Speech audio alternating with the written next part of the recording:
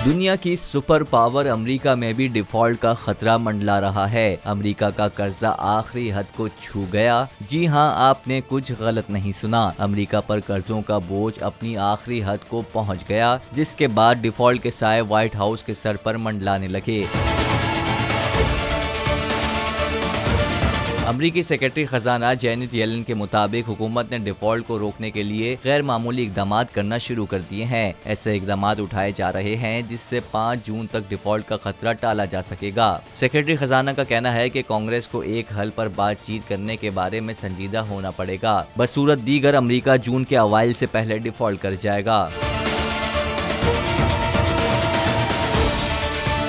अमरीकी सदर Joe Biden का कहना है कि अगर अमरीका कर्जों पर डिफॉल्ट हुआ तो मुल्क की मालियाती तारीख में बदतरीन तबाही होगी। सदर जो बाइडेन ने कहा कि ऐवान नुमाइंदगान के स्पीकर से इस मसले पर बात कर रहे हैं ताकि कर्ज लेने की हद बढ़ाई जा सके। अमरीकी हुकूमत कर्ज लेने की आखिरी हद यानी 31.4 ट्रिलियन को पहले ही छू चुकी है और हुकूमत को मजीद कर्ज लेने के लिए कांग्रेस को आमादा करना होगा।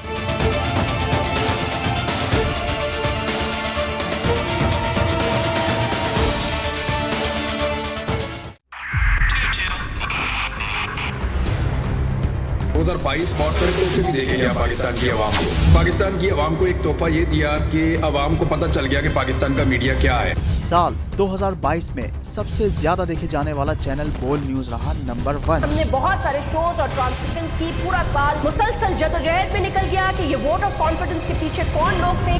तोड़े रेटिंग के सभी रिकॉर्ड। सोशल मीडिया पर भी सबसे ज्यादा तेजी से 2.4 बिलियन व्यूज का संगे मील अबूर किया। एंकर्स को भी आवाम में सबसे ज्यादा मकबूलियत मिली और सोशल मीडिया पर भी बोल रहा सब पर भारी। सब्सक्राइब करें और बेल दबाएं ताकि कोई खबर रह न जाए।